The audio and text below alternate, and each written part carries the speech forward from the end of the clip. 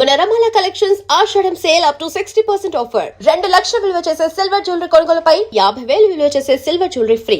వాళ్ళకి వాళ్ళు వెళ్ళిపోయే రకం వీళ్ళు కాదు సార్. వాళ్ళకి వాళ్ళు వెళ్ళిపోతే ఎప్పుడో వెళ్ళిపోవాలి సార్. గత ఆల్మోస్ట్ 5 దశాబ్దాలుగా వీళ్ళు బెంగాల్లో ఇదే మా ఇల్లు అని చెప్పేసి కూర్చుండిపోయారు సార్. మనం గతంలో almost 19 lakhs illegal migrants Assam రాష్ట్రంలో మాత్రమే ఉన్నారు అని చెప్పి కూడా మనకు క్లారిటీగా తెలిసిపోయింది సార్. అస్సాము బెంగాల్తో కంపేర్ చేసుకుంటే చాలా తక్కువ మంది అస్సాంలో ఉన్నారు, చాలా ఎక్కువ మంది బంగ్లాదేశీలు వెస్ట్ బెంగాల్లో ఉన్నారు అని చెప్పి నా అనుమానం సార్. మనం ఎన్నో వీడియోలు చూసాం సార్. వేల సంఖ్యల్లో ఈ ఇల్లీగల్ బంగ్లాదేశీలు మన వెస్ట్ బెంగాల్ నుంచి అస్సాం నుంచి ఇంకా తరలి తిరిగి వెళ్ళిపోతున్నారు సార్. అండ్ మీరు ఒక మాట అన్నారు సార్, అక్కడి నుంచి మళ్ళీ వస్తున్నారా? వచ్చే ప్రసక్తే లేదు సార్. ఒక్కడు కూడా రాడు సార్. అందుకే మనం చాలా పకడ్బందీగా ఫిజికల్ బార్డర్తో పాటు బిఎస్ఎఫ్తో పాటు డిజిటల్ బార్డర్ ఫెన్సింగ్ కూడా మొత్తం చేస్తున్నాం సార్. శాటిలైట్స్ అన్నీ ఆ ఏరియాస్ని చాలా క్లోజ్గా అబ్జర్వ్ చేస్తున్నాయి. డ్రోన్స్ ద్వారా సర్వేలెన్స్ జరుగుతుంది. అన్ని ఇంపార్టెంట్ ఏవైతే చోక్ పాయింట్స్ ఉంటాయో, ఎక్కడి నుంచి సాధారణంగా వీళ్ళు వస్తారో అవన్నీ బ్లాక్ చేయడం జరిగింది. సో ఒక్కడు కూడా బంగ్లాదేశ్ నుంచి ఇప్పుడు మన దేశంలో అక్రమంగా రావడానికి అసలు సమస్య లేదు. కానీ కొన్ని విజువల్స్ చూస్తుంటే వాళ్ళు రావడం, బిఎస్ఎఫ్ మీద రాళ్ళదాడి చేయడం, అంటే మరో వారికి క్రియేట్ చేసే సీన్ చూపిస్తున్నట్టున్నారు. లేదు సార్, బంగ్లాదేశ్ లేదు సార్, వార్ అయితే కుదరదు సార్. ఎందుకంటే బంగ్లాదేశ్ ఆర్థిక పరిస్థితి అస్సలు బాగాలేదు సార్.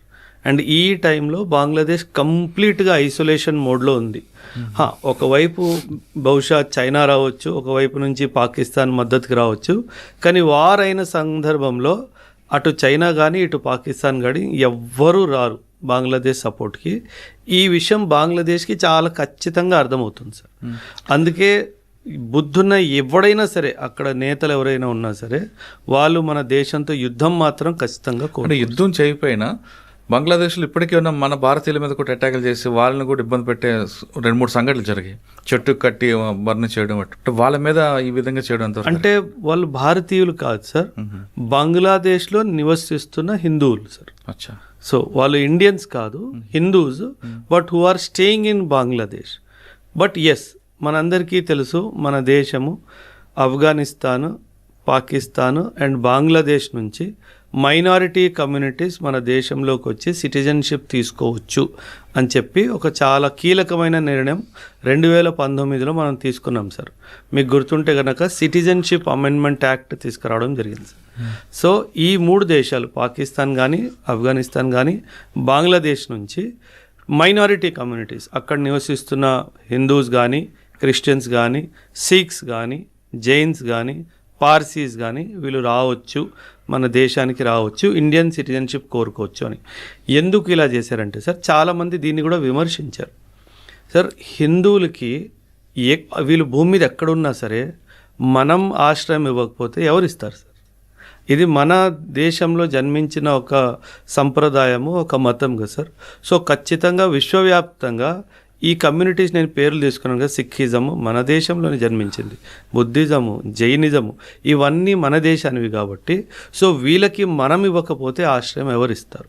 సో ఆ కోణంలోనే మన ప్రభుత్వం ఒక కీలకమైన నిర్ణయం 2019లో తీసుకుంది. సో ఆ తర్వాత చాలామంది మన దేశానికి రావడం జరిగింది. వాళ్ళకి మనం అఫీషియల్ ఛానల్స్ ద్వారా సిటిజన్షిప్ ఇవ్వడం కూడా జరిగింది. కానీ మనం ఒప్పుకోనేది ఏది కాదంటే ఖచ్చితంగా ఇల్లీగల్గా రావడం మాత్రం కుదరదు అన్న విషయం మాత్రం చాలా క్లారిటీగా మనం వీళ్ళకి చెప్పడం జరిగింది.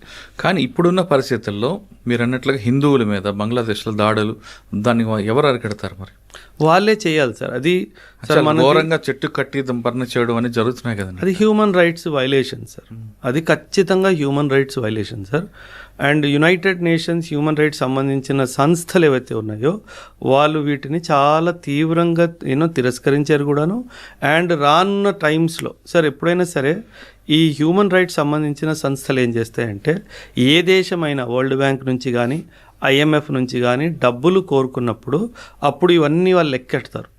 మీ దేశంలో హ్యూమన్ రైట్స్ వైలేషన్స్ జరుగుతున్నాయి, మీరు ఏం చేయట్లేదు, మీరు హ్యూమన్ రైట్స్ విషయంలో ఏం చేస్తారో చెప్తే అప్పుడు డబ్బులు రిలీజ్ చేస్తాము అని చెప్పి కండిషన్స్ విధించడం కూడా జరుగుతుంది సార్.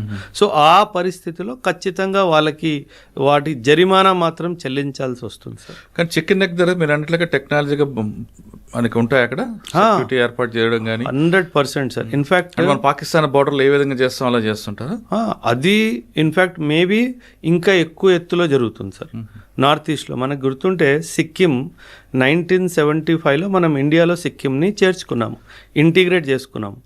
ఇన్ఫ్యాక్ట్ మీరు అక్కడ మ్యాప్ చూస్తే కనుక మీరు డోక్లాం వ్యాలీ అని చెప్పేసి చికెన్ నెక్కి సరిగ్గా పైనే ఉంటుంది సార్. ఆ డోక్లాం వ్యాలీ అనేది చాలా నేరో వ్యాలీ అనమాట. ఆ వ్యాలీని వెడల్పు చేయాలన్న ఉద్దేశంతోనే 1975లో ఇందిరాగాంధీ గారు మన దేశానికి ప్రధానమంత్రిగా ఉన్నప్పుడు సిక్కింని మనం ఇంటిగ్రేట్ చేసుకోవడం జరిగింది. చాలా కూటనీతి జరిగింది సార్. ఆ సిక్కింని ఇండియాలో ఇంటిగ్రేట్ చేసుకోవడానికి అతి ముఖ్యమైన కారణము మన చికెన్ స్నెక్ని కాపాడుకోవడమే సార్. ఒకవేళ నార్త్ నుంచి చైనా గనక అటాక్ చేస్తే మనం సిక్కిం నుంచి ఒకవైపు, భూటాన్ నుంచి ఇంకోవైపు మనం కౌంటర్ అటాక్ చేయడానికి వీలవుతుంది. సో ఈ విషయం చైనాకి అర్థమవుతుంది. అందుకే 1975లో మనకి సిక్కిం మన ఇండియాలో జాయిన్ అయినప్పటికీ 2003 వరకు చైనా సిక్కింని ఇంటీగ్రల్ పార్ట్ ఆఫ్ ఇండియాలో భావించలేదు. ఫైనలీ 2003లో ఇది జరిగింది. మీరు డోక్లా గురించి మాట్లాడారు కాబట్టి అవును సార్, చాలా మంది మిమ్మల్ని మీ ఇంటర్వ్యూలో అడుగుతున్నారు. పాకిస్తాన్ బార్డర్లో ఎల్ఓసి ఆ ఏరియాలో వెపన్స్తో ఉంటాం, కానీ చైనా బార్డర్లో మనందరూ ఎందుకు వెపన్స్ ఉంటాం? ఎల్ఓసికి ఎల్ఏసికి డిఫరెంట్ ఏంటి? లైన్ ఆఫ్ కంట్రోల్ అంటే సార్ ఎప్పుడైనా ఇది ఒక military held line sir. Line of control is a military held line. Line of actual control ఏదైతే ఉందో సార్ అది మిలిటరీ హెల్డ్ లైన్ కాదు సార్. ఉన్నారు, ట్రూప్స్ పోస్టెడ్ ఉన్నారు, కానీ పరిస్థితులు పాకిస్తాన్తో ఎలాగైతే దారుణంగా ఉన్నాయో అలా ఎల్ఏసిలో లేవు సార్. 1962లో మనకి చిన్న యుద్ధం ఏదైతే జరిగిందో చైనాతో, ఆ తర్వాత మనం ఒప్పందంకి వచ్చింది ఏంటంటే ఆయుధాలతో మనం బార్డర్ వైపుకి వెళ్ళకూడదు, ఈ ఒక్కవేళ గొడవ జరిగినా సరే మనం ఫైర్ వెపన్స్ని వాడకూడదు, సో దట్ వార్ ఎస్కలేట్ అవ్వకుండా చూసుకోవడానికి. మీరు చూసుంటే కనుక సార్ జేఎండ్కేలో కూడా చైనా బార్డర్ ఉంది మనకి. మనం దెప్సాంగ్ వ్యాలీస్, పెంగాంగ్సో లేక్, ఇక్కడ మీకు గల్వాన్ క్లాషెస్ గుర్తుంటే కనుక మీరు చూస్తే అందులో లాఠీలతో కొట్టుకుంటున్నారు తప్పితే ఆయుధాలు ఎవరు వాడట్లేదు, ఎందుకంటే అదొక ఒప్పందం ఉంది కాబట్టి. సో దట్ ఒక చిన్న విషయము పెద్ద యుద్ధంగా మారకుండా ఉండడానికి రెండు దేశాలు కలిసి తీసుకున్న ఒక మంచి నిర్ణయం. కరెక్టే, కానీ రాబోయే కాలంలో మనకి చైనా నుంచి ఎక్కువ కనిపిస్తుంది కాబట్టి యుద్ధం వచ్చే అవకాశం ఉంది. ఇదే విధంగా మన కర్రలతోనో రాళ్ళతోనో చేతులతో కొట్టుకుంటే మరో పాకిస్తాన్లో తయారయ్యే అవకాశం ఉందని కొంతమంది sir. China is a much bigger enemy than Pakistan any day. మనకి ఎప్పటికైనా సరే సార్ పాకిస్తాన్ మనకి మనం పెద్దగా వాడి గురించి ఆలోచించాల్సిన అవసరం కూడా లేదు సార్. మనం ఆలోచించాల్సింది ఖచ్చితంగా చైనా గురించి సార్. సార్ ఎప్పుడైనా సరే మిలిటరీ శక్తి ఏంటో దీనికి 3 పిల్లర్స్ ఉంటాయి సార్. ఒక సోల్జర్ బార్డర్ దగ్గర నిల్చొని యుద్ధం ధైర్యంగా పోరాడుతున్నాడు అంటే దానికి 3 కారణాలు సార్. ఒకటి, ఆ సోల్జర్ చేతిలో మనం ఇచ్చిన ఆయుధము. రెండవది, సోల్జర్కి మనం ఇచ్చిన ధైర్యము. నీ దేశం నీతో పాటు ఉంది, నువ్వు ధైర్యంగా ఉండు, వీఆర్ సపోర్టింగ్ యూ అనేది. మూడవది పొలిటికల్ విల్ సార్. ఈ 3 ఉంటే కనుక ఖచ్చితంగా ఏ యుద్ధాన్ని మనం ఓడిపోం సార్. 1962 వార్ ఏదైతే చైనాతో జరిగిందో అది ఓడిపోవడానికి కారణం సైనికుడు కాదు, సైన్యం కాదు. It was a political and diplomatic failure sir. It was a political and diplomatic failure. So China is the bigger enemy than Pakistan any day to India sir. Pakistan గురించి మనం పెద్దగా ఆలోచించాల్సిన అవసరం కూడా లేదు. కానీ మరి వెపన్తో ఉండొచ్చు కదండి ఇప్పుడు నుండి, అప్పుడు సడన్గా అవసరం లేదు కదా సార్. ఎందుకు సార్? వెపన్ ఎప్పుడైనా సరే గుర్తుపెట్టుకోండి సార్, ఇది బ్యాటిల్ ఫీల్డ్ని ఇంటెన్సిఫై చేస్తుంది. మన ఉద్దేశం యుద్ధం చేయడం కాదు కదా సార్. ఏ దేశమైనా సరే యుద్ధం కాకుండా మాటలతో, డిప్లొమసీతో ఒక పీస్ని ఎస్టాబ్లిష్ చేయడానికే ప్రయత్నిస్తుంది. సో ఒకవేళ ఆయుధాలు లేకుండా సార్, ఇప్పుడు 1962 2026 60 సంవత్సరాల పైన అయిపోయింది కదా సార్, ఏ యుద్ధం జరగలేదు కదా sir. So it is in a way మంచిదే కదా సార్. సో అది మనకి మంచి తీసుకొచ్చింది కానీ చెడు తీసుకురాలేదు కదా. So it is working well for us. Sir next Ajit Doval గారు, ఆయన వేసిన స్కెచ్, ఆయన వేసిన ముందు చూపు వల్లే బెంగాల్లో మనం బీజేపీ రావడం, ఆయన వ్యూహం అంతా ఒక కరెక్ట్గా ఉంది. అంటే ఎక్కడైనా దేశంలో చిన్న ట్రబుల్ వచ్చినా, ఇంటర్నల్ ఇష్యూ కానీ ఏమొచ్చినా ఆయన వ్యూహం వేస్తారు, ఖచ్చితంగా అది సక్సెస్ అవుతుంది. మరి మణిపూర్ ఇప్పటికీ తగలపడుతుంది కదండి, మరి అందులో ఆయన జోక్యం లేదు. సార్ జోకించలేదు అని కాదు సార్. సార్ నార్త్ ఈస్ట్ అంతా మనం చాలా సూక్ష్మంగా చూస్తే ఏముంటుందంటే it is a tribal conflict sir. అంటే ఏదో ఎకనామిక్ రీజన్స్ కానీ బార్డర్ డిస్ప్యూట్ కానీ కాదు sir. It is a tribal conflict between two major tribal groups. అక్కడ ఆ ట్రైబల్ కాన్ఫ్లిక్ట్ హిస్టారికల్ సార్. అది ఇప్పటి నుంచి మొదలైంది కాదు. కానీ డెఫినెట్గా దానికి ఆర్థిక వ్యవస్థ కూడా ఒక కారణం ఉంది, దానికి అడ్మినిస్ట్రేటివ్ వ్యవస్థ కూడా ఒక కారణం ఉంది. కాకపోతే ఈ ట్రైబల్ కమ్యూనిటీస్ ఏంటంటే సార్, వీళ్ళు చాలా వెపన్స్, అంటే హిస్టారికల్గా చరిత్రలోనే వీళ్ళ దగ్గర చాలా వెపన్స్ ఉన్నాయి సార్. అవి modern state of the art weapons కాకపోయినా కత్తులు, కటార్లు, లోకలీ మేడ్ గన్స్ వీళ్ళ దగ్గర చాలా ఉన్నాయి సార్. సో మనం ఎంత వ్యూహం వేసినా సరే, ఎంత మనం ఆర్మ్డ్ ఫోర్సెస్ని డిప్లాయ్ చేసినా సరే, వాళ్ళ బ్లడ్లోనే ఫైటింగ్ ఉంది సార్. అది ఆపాలి అంటే వాళ్ళు ఖచ్చితంగా థాట్ ప్రాసెస్ నుంచి బయటకు వచ్చిన తర్వాతనే ఇలాంటి యుద్ధాలు అవుతాయి. కానీ అదర్వైజ్ మనం ఎంత బలప్రయోగం కేవలం యుద్ధంతో కాకుండా వాళ్ళ మార్పు తీసుకురావడానికి, వాళ్ళకి అవగాహన కల్పించడానికి చాలా విషయాలు చేయొచ్చు కదండి. ఖచ్చితంగా జరుగుతుంది సార్. అంటే ఇప్పుడు ప్రస్తుతానికి మనకి సార్ ఏమవుతుందంటే, ఒక కాన్ఫ్లిక్ట్ స్టార్ట్ అయింది, ఇగ్నైట్ అయింది అంటే అది ఎన్నో సంవత్సరాలు దాని వెనుక దాన్ని ఆపడానికి ప్రయత్నం కూడా ఉంటుంది సార్. ఇప్పుడు 2 years 1 year ముందు మణిపూర్ జరిగింది అంటే ఎన్నో సంవత్సరాల ముందు కూడా జరగచ్చు. ఎవరో దాన్ని ఆపుతున్నారు అన్న విషయం మనం మర్చిపోకూడదు సార్. అండ్ అది జరిగిన తర్వాత కూడా మళ్ళీ అలా జరగకుండా చాలా చర్యలు కూడా తీసుకుంటూ ఉంటారు. అది పబ్లిక్ డొమైన్లో సాధారణంగా పెట్టారు. ఎందుకంటే కొన్ని శక్తులు ఏంటంటే ఇది ఆగకూడదు, ఇలాగే కొనసాగుతూ ఉంటాం. సో వాళ్ళకి తెలియకుండా మనం ఏం చేస్తున్నాము అన్న ఉద్దేశంతో చాలా వివరాలు కామన్ మీడియాకి తెలియచేయరు సార్. అది తెలియచేయకపోవడమే మంచిది సార్. అంటే తెలియకుండా జరగాల్సిన పని జరుగుతుంటుంది 100% సార్. అది జరగకుండా లేదంటే ఇప్పటికీ మళ్ళీ ఈరోజు చెప్పండి సార్, మణిపూర్ ఎక్కడ న్యూస్ పేపర్లో వచ్చింది? అవును, అంటే ఏమీ జరగట్లేదనే కదా. ఎస్, సిచ్యువేషన్ టెన్స్డ్గానే ఉంది, నేను అక్సెప్ట్ చేస్తాను. బట్ అది టెన్స్ సిచ్యువేషన్ అవుట్ ఆఫ్ కంట్రోల్లో వెళ్ళట్లేదు అంటే ఖచ్చితంగా వ్యవస్థ పనిచేస్తున్నట్టే కదా సార్. అంటే మనకు శత్రువులకి ఆ విషయం తెలియకుండా జరుగుతుంది, సైలెంట్గా చేయాలి, ఎప్పుడో రోజు బయటపడుతుంది. 100% సార్. అదే కాదు సార్, ఇప్పుడు మీకు ఒక ఎగ్జాంపుల్ చెప్తాను సార్. ఆఫ్ఘనిస్తాన్, పాకిస్తాన్ ప్రియమిత్రులు. కానీ ఈ స్టేట్మెంట్ ఇప్పటికీ నిజమా సార్? కాదు. వాళ్ళిద్దరు కొట్టుకొని చేస్తున్నారు కదా. ఆఫ్ఘనిస్తాన్ వాడు పాకిస్తాన్ మీద దాడి చేస్తున్నాడు, పాకిస్తాన్ వాడు ఆఫ్ఘనిస్తాన్ మీద దాడి చేస్తున్నాడు. దీని వెనక ఎవరున్నారు? ఒక మిత్రుడిని శత్రువులో మార్చారు అంటే ఎక్కడో ఎవరో తెలివి పెట్టాడు కదా సార్. సో దట్ ఆ ధ్యాస మన మీద నుంచి మళ్ళీ ఆఫ్ఘనిస్తాన్ వైపు పోయేటట్టు ఒకటి చేశాడు, మధ్యలో బలూచిస్తాన్ వాట్ ఎవర్. ఖచ్చితంగా సార్, ఇప్పుడు ఒకరిని మనం డిస్టర్బ్ చేయాలి అంటే మనం కనిపించాల్సిన అవసరం లేదు అక్కడ సార్. వాడి ధ్యాస వేరే వైపు మళ్ళీ ఇచ్చేస్తే వాళ్ళిద్దరు కొట్టుకొని చేస్తారు, మనం మన పనులు చేసుకుంటూ ఉండాలి సార్. అది కదా సార్ కూటనీతి సార్. యుద్ధం పోరాడి గెలవడంలో గొప్పతనం లేదు సార్. యుద్ధం కాకుండా మన మీద యుద్ధానికి రావాలనుకున్నాడు మీద ఇంకొకడిని పంపించడము, అది నిజమైన గెలుపు సార్. అందులో అజిత్ దోవల్ గారు number 1 sir. Sir Ajit Doval, Jaishankar sir, Amit Shah, వీళ్ళు త్రిమూర్తులు సార్. వీళ్ళ మైండ్లో ఏం నడుస్తుందో ఎవ్వరికీ తెలియదు sir. So that is the beauty. మీరు ఇమాజిన్ చేయండి సార్, ఎవరైతే మన మీద దాడికి వస్తున్నాడో వాడి స్నేహితుడి మీదే దాడి మీదకి వెళ్ళేటట్టు మనం చేసాం సార్. దీనికి మించిన డిప్లొమాటిక్ సక్సెస్ ఏముంటుంది సార్? అదే అటెన్షన్ డైవర్షన్ చేశారు అంతే. That is the game sir. Sir అందుకే సున్జు అని చెప్పేసి ఒక మిలిటరీ ఫిలాసఫర్ ఉన్నాడు sir.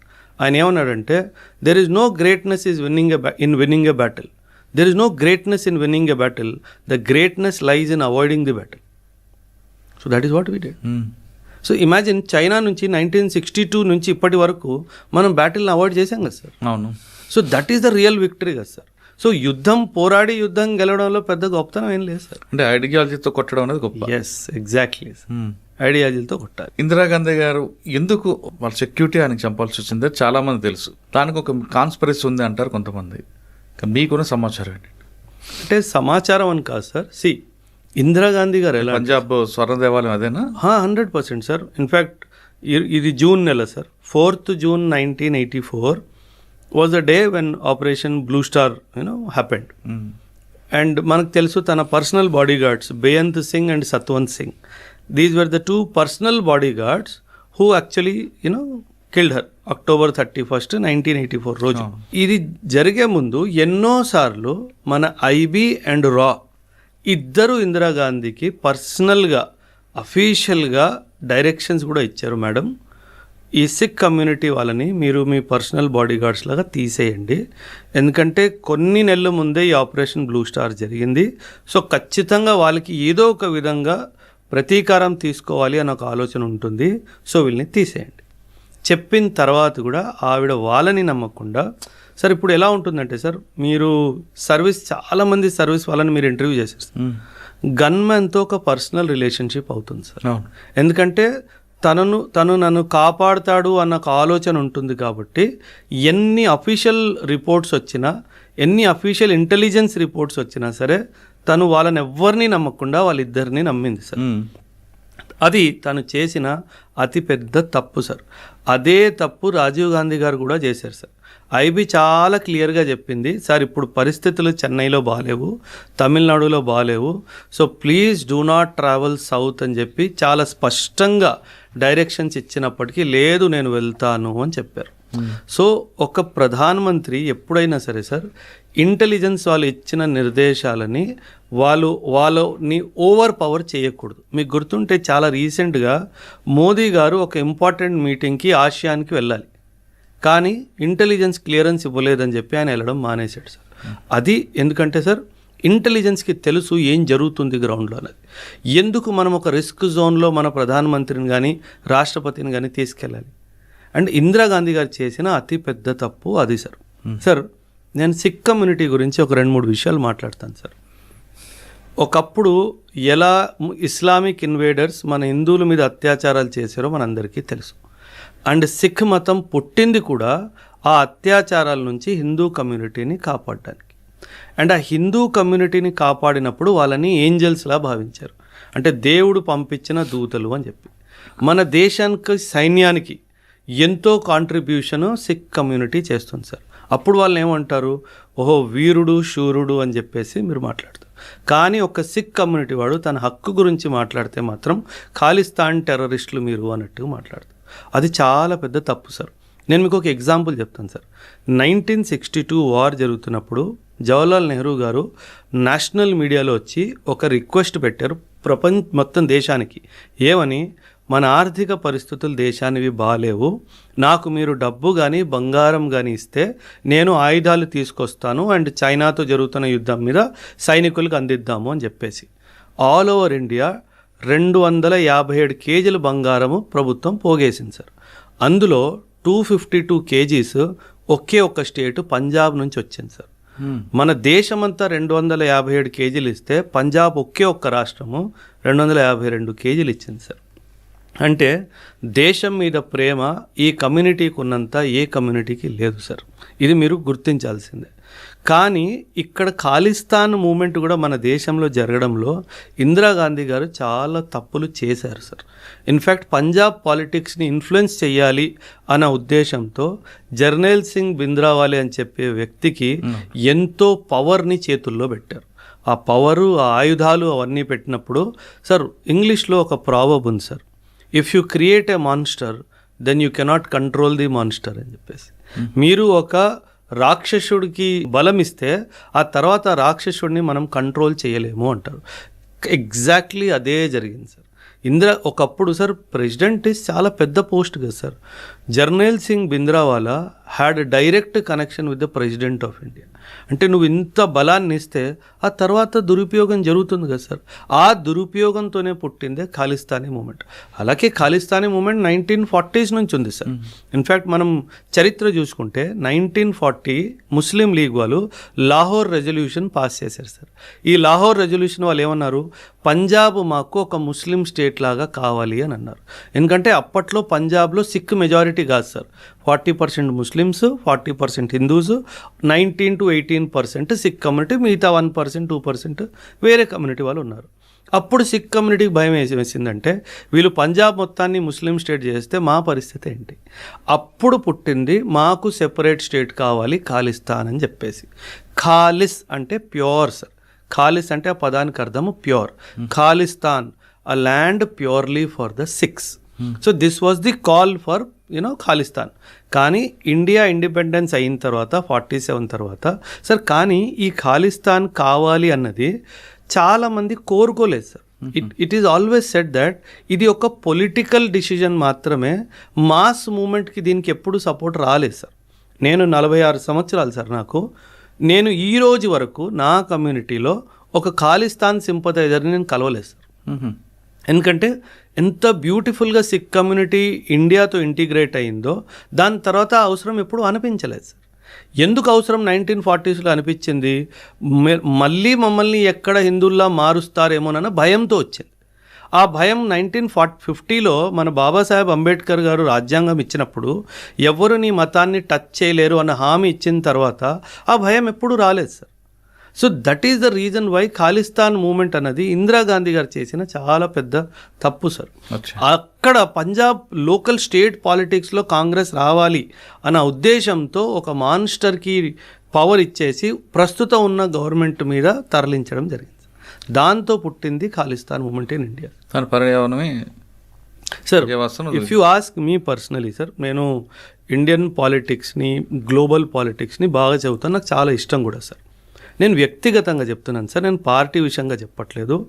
My favourite prime minister ఇది ఇందిరాగాంధీ వాళ్ళు. తను తీసుకున్న నిర్ణయాలు గతంలో కానీ నాకు తెలిసి ఫ్యూచర్లో కూడా ఏ ప్రధానమంత్రి కూడా అంత ధైర్యంగా ఏ డిసిజన్ తీసుకోలేడు సార్. సిక్కిం మన దేశంలో రావడం థ్యాంక్ యూ ఇందిరాగాంధీ. పాకిస్తాన్ 2 ముక్కలు అవడం థ్యాంక్ యూ ఇందిరాగాంధీ. రా ఎస్టాబ్లిష్ అవడం థ్యాంక్ యూ ఇందిరాగాంధీ. విశ్వవ్యాప్తంలో ఇండియా అనే ఒక దేశం ఉంది అని గుర్తింపు తెప్పించడం థ్యాంక్ యూ ఇందిరాగాంధీ. ఇన్ని మంచి పనులు చేసిన ఆవిడ కొన్ని విషయాల్లో కొన్ని తప్పులు జరిగాయి సార్. సో నేను పర్సనల్గానే తన్ని చాలా ఇష్టపడతాను సార్. నాకు తనంటే చాలా ఇష్టం. ఈ టైంలో ఇందిరాగాంధీ కనుక ఉండుంటే బలూచిస్తాన్ ఎప్పుడో వేరైపోయేది, పిఓకే ఎప్పుడో మనకు వచ్చేసేది. వ్యక్తిగతంగా చెప్తున్నాను, నేను పార్టీ విషయంగా చెప్పట్లేదు. As an individual she was very bold personality sir. మా నాన్నగారు ఒక మాట చెప్పేవారు సార్, మన ప్రధానమంత్రి ఎలా ఉండాలంటే లయన్ హార్ట్ లాగా ఉండాలి, అంటే చాలా ధైర్యంగా ఉండాలి, అదే సమయంలో ఫాక్స్ లాగా కన్నింగ్గా కూడా ఉంటాయి. ఒకవైపు లయన్ హార్టెడ్ ఉండాలి, రెండో వైపు ఫాక్స్ లాగా కన్నింగ్ ఉండాలి. నీ బుర్రలో ఏం నడుస్తుందో ఎవడు తెలియకూడదు. సో ఆ 2 క్వాలిటీస్ ఉన్న ఏకైక ప్రధానమంత్రి ఇప్పటి వరకు నా ఉద్దేశంలో ఒకటి ఇందిరాగాంధీ, రెండోది పివి నరసింహారావు గారు సార్. ఈ ఇద్దరు చాలా ఎక్సలెంట్ సార్. ఈరోజు మన దేశము ఆర్థికంగా బలంగా ఉంది అంటే thank you to PV Narasimha Rao గారు సార్. ఆయన చాలా మంది మన్మోహన్ సింగ్ అంటుంటారు కదా. Manmohan Singh was the finance minister sir. Sir ఎప్పుడైనా సరే credit always goes to the boss sir. ఎందుకంటే అకౌంటబిలిటీ ఈజ్ ఆల్సో బాస్. ఇప్పుడు మనం ఎల్పిజి రిఫార్మ్స్ 1991లో సార్ ప్రధానమంత్రి మన పివి నరసింహారావు గారు, ఆయన సూక్ష్మ శక్తి ఆయనకి ఎంతైతే ఉందో అలా సూక్ష్మ శక్తి ఉన్న ప్రధానమంత్రి ఇప్పటి వరకు రాలేదు సార్. చాలా బోల్డ్, చాలా టఫ్ టు హ్యాండిల్. కాకపోతే అప్పుడు మన పివి నరసింహారావు గారికి 2-3 చాలా మంచి ఫైనాన్స్లో చాలా మంచి వ్యక్తులు ఆయనకి. Imagine the trio sir, 3. PV Narasimha Rao గారు ప్రైమ్ మినిస్టరు, మన్మోహన్ సింగ్ గారు ఫైనాన్స్ మినిస్టరు, డాక్టర్ రంగరాజన్ గారు ఆర్బీఐ గవర్నర్. ఇంత మంచి టీం ఉన్న తర్వాత కీలకమైన నిర్ణయాలు ఎందుకు రావు సార్?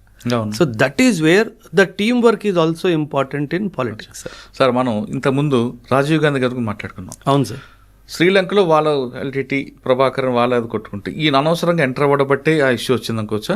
లేదు మనం ఖచ్చితంగా హెల్ప్ చేయాలి, అది బై మిస్టేక్లో జరిగింది. ఇప్పుడు ఇందిరాగాంధీ గారు ఎలా కొన్ని తప్పులు చేశారో అదే విధంగా రాజీవ్ గాంధీ గారు చేశారు సార్.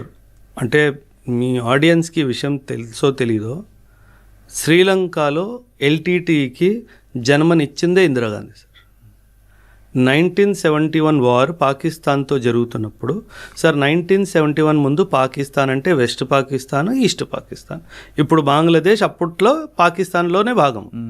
ఇందిరాగాంధీ శ్రీలంకకి చాలా క్లియర్గా ఒక సందేశం జారీ చేసింది సార్. ఏమంది? నేను ఈస్ట్ పాకిస్తాన్తో యుద్ధానికి వెళ్తున్నాను, వెస్ట్ పాకిస్తాన్ నుంచి ఈస్ట్ పాకిస్తాన్కి వెళ్ళాలంటే ఇండియన్ ఓషన్ ద్వారానే వెళ్ళాలి. అండ్ అప్పట్లో పాకిస్తాన్ దగ్గర ఫ్లైట్ కానీ షిప్ కానీ డైరెక్ట్గా వెళ్ళే అంత కెపాసిటీ లేదు, నీ దగ్గరకు వచ్చి ఆగి వెళ్ళాలి. నువ్వు మాత్రం హార్బర్ ఇవ్వడానికి వీల్లేదు. ఆ షిప్స్కి రీఫ్యూలింగ్ కానీ ఆయిల్ ఇవ్వడం కానీ ఫుడ్ ఇవ్వడం కానీ చేయడానికి వీల్లేదు. శ్రీలంక కండిషన్ చాలా క్లియర్గా కండిషన్ పెట్టింది. చెప్పినా సరే శ్రీలంక వినలేదు. వినకుండా పాకిస్తాన్ని మద్దతు ఇవ్వడానికి ప్రయత్నించింది. ఆ రోజు ఇందిరాగాంధీ నిర్ణయించుకుంది, నీకు గుణపాఠం నేర్పిస్తాను. ఈ ఉద్దేశంతో ఎల్టీటీ అనే సంస్థని శ్రీలంకలో జన్మనిచ్చిందే ఇందిరాగాంధీ. సరే, ఖలిస్తాన్ లాగా 100% సార్. ఇక్కడ పంజాబ్లో ఖలిస్తాన్ ఏ విధంగా అక్కడ అలాగా 100% sir. Indira Gandhi as a leader is an absolute strict leader sir. ఇది చెయ్యొద్దు అంటే చెయ్యొద్దు, ఆ తర్వాత చేసేవంటే దానికి పరిణామాలను ఫేస్ చేయడానికి నువ్వు సిద్ధంగా ఉండు. ఇమాజిన్ సార్, 1974, 75, 76 ఈ టైం పీరియడ్లో ఈ ఎల్టీటీ అనే సంస్థకి జన్మనివ్వడం జరిగింది సార్. ఆ రోజు ఈరోజు శ్రీలంక కోలుకోలేదు. ఇంకా 30, 40, 50 సంవత్సరాలు వచ్చినా శ్రీలంక కోలుకోలేదు. ఒకే ఒక్క తప్పు ఏంటది? పాకిస్తాన్ వాడి షిప్కి ఫ్యూయల్, ఆయిల్, లూబ్రికెంట్, ఫుడ్ ఇచ్చావు, ఇవ్వద్దు అని చెప్పినా ఇచ్చావు. సో దేశం ఎప్పుడైనా సరే కీలకమైన నిర్ణయాలు తీసుకున్నప్పుడు 100 సార్లు ఆలోచించిన తర్వాతే తీసుకోవాలి. కానీ ఆవిడ తీసుకున్న నిర్ణయం మంచిదే, కానీ వాళ్ళ కొడుకు ఆ సంఘటనలో కదా కోల్పోయాడు. Nature takes the revenge sir. LTT ఉద్యమంలో కొన్ని వేల మంది చనిపోయారు సార్. ఎల్టీటీ తరపు నుంచి, శ్రీలంక తరపు నుంచి, మన తమిళియన్స్ కూడా. ఖచ్చితంగా ఎవరిదో ఉసురు తగులుతుంది కదా sir. Nature will take its revenge sir. అందుకే అంటారు, మాన్స్టర్ని జన్మనిచ్చే ముందు, తప్పు పని చేసే ముందు 100 సార్లు ఆలోచించాలి అని చెప్పేసి. అది తిరిగి 100 రెట్లుగా మన వైపుకే వస్తుంది. సో అది ఖచ్చితంగా it is a lesson to everybody that be mindful of your actions. అంటే ప్రకృతి కొట్టిన దెబ్బకు మనం తప్పించుకోలేం, ఎవడు తప్పించుకోలేడు కదా సార్. అందుకే అంటారు, nature has no mercy sir. మనిషి అయినా క్షమించేస్తాడేమో కానీ నేచర్ కర్మ క్షమించదు అంటారు సార్. సింధూర్ 2, సింధూర్ 3 వస్తుందా? సింధూర్ 2 రావాలని నేనైతే చాలా డీప్గా మనస్ఫూర్తిగా కోరుకుంటున్నాను సార్. ఈ సింధూర్ 2లో ఆబ్జెక్టివ్ ఉండాలంటే బలూచిస్తాన్ని పాకిస్తాన్ నుంచి సెపరేట్ చేయాలి సార్. సింధూర్ 3 పిఓకేని తిరిగి తెచ్చుకోవాలి. ఇది ఎలా చేస్తారో అజిత్ దోవల్ గారు కానీ, మోదీ గారు కానీ, రాజ్నాథ్ సింగ్ గారు కానీ, అమిత్ షా గారు కానీ, మన ఎక్స్టర్నల్ అఫైర్స్ మినిస్టర్ జయశంకర్ గారు కానీ, ఈ 5 బుర్రలు కూర్చొని నిర్ణయం తీసుకుంటే ఒక 6 నుంచి 8 నెలల్లో బలూచిస్తాన్ అయిపోతుంది. 1 సంవత్సరం తిరిగేలోపు పిఓకే కూడా మన భారతదేశానికి వస్తుంది. కానీ సార్ ఒక విషయం సార్, బలూచిస్తాన్ ఓకే ఫైన్ చేసేయచ్చు, కానీ పిఓకే చాలా జాగ్రత్తగా, చాలా చిన్న చిన్న విషయాలన్నీ చాలా దగ్గరగా పరిశీలించిన తర్వాతే చేయాలి. ఎందుకంటే పిఓకే సార్ ఇప్పుడు ఎలా అంటే అక్కడ లోకల్ పాపులేషన్ ఏదైతే ఉందో అంత ప్రో ఇండియా ఏం కాదు సార్. ఎక్కడ? పిఓకే. అక్కడ ఎందుకండి? కాశ్మీర్లో కూడా లేదు కదా. అంటే ఇప్పుడు ఎలా అవుతుందంటే సార్, రాడికలైజేషన్ ఒక పదం ఉంటుంది. అంటే మన దేశం మీద ద్వేషను పెంచడంలో పాకిస్తాన్ చాలా సక్సెస్ఫుల్ అయింది సార్. సో ఫస్ట్ ఒకవేళ మనం పిఓకే తీసేసుకున్నా సరే దాన్ని డైరెక్ట్గా ఇండియాలో ఇంటిగ్రేట్ చేయకూడదు సార్. అంటే వాళ్ళని ఇండియాలో రావచ్చు, ఇండియాలో పోవచ్చు, ఇండియన్స్ అక్కడికి వెళ్ళొచ్చు, ఇవన్నీ కాకుండా దాన్ని ఒక కంట్రోల్డ్ టెరిటరీ లాగా ఒక 3 నుంచి 4 దశాబ్దాలు అయిపోయిన తర్వాత అప్పుడు నెమ్మదిగా ఇండియాతో ఇంటిగ్రేట్ చేయాలి. ఎందుకంటే అక్కడ ఎన్ని యాంటీ సోషల్ ఎలిమెంట్స్, ఎన్ని యాంటీ నేషనల్ ఎలిమెంట్స్ ఉన్నాయో మనకు తెలియదు. పాకిస్తాన్ వాడు ఏం చేస్తాడంటే సార్ చాలా తెలివిగా, ఆ భూమి నేను ఇంకా ఓడిపోబోతున్నాను, నా చేతిలో ఉండదు అని అనిపించినప్పుడు ఈ టెర్రరిస్టులందరిని ఎవరైతే ట్రైన్ చేశాడో నార్మల్ సివిలియన్స్ లాగా వాళ్ళందరినీ పుష్ చేసేస్తాడు సార్.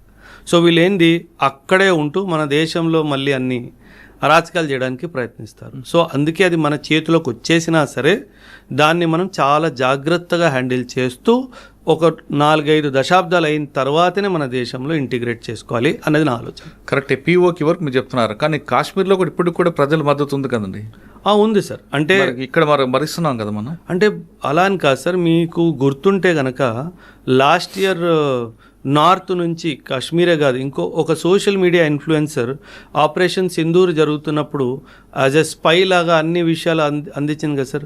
జ్యోతి మల్హోత్రా అనే పేరు ఉంది అమ్మాయి కదా సార్. అవును. సో మనం ఓన్లీ కశ్మీర్లోనే పాకిస్తాన్కి సపోర్ట్ చేస్తున్న వాళ్ళు ఉన్నారు అని చెప్పడం తప్పు సార్. హైదరాబాద్లో కూడా ఉన్నారు, విశాఖపట్నంలో కూడా ఉన్నారు, బెంగళూరులో కూడా ఉన్నారు, చెన్నైలో కూడా ఉన్నారు. సో అదొక ఐడియాలజీ సార్. ఆ ఐడియాలజీని మనం ఈ రాష్ట్రము ఈ ప్రదేశం నుంచి పోల్చడానికైతే ఖచ్చితంగా లేదు సార్. ఆ ఐడియాలజీ మైండ్ నుంచి పోవాలి సార్. అండ్ కొన్ని వర్గాల్లో ఆ ఐడియాలజీ పోదు సార్.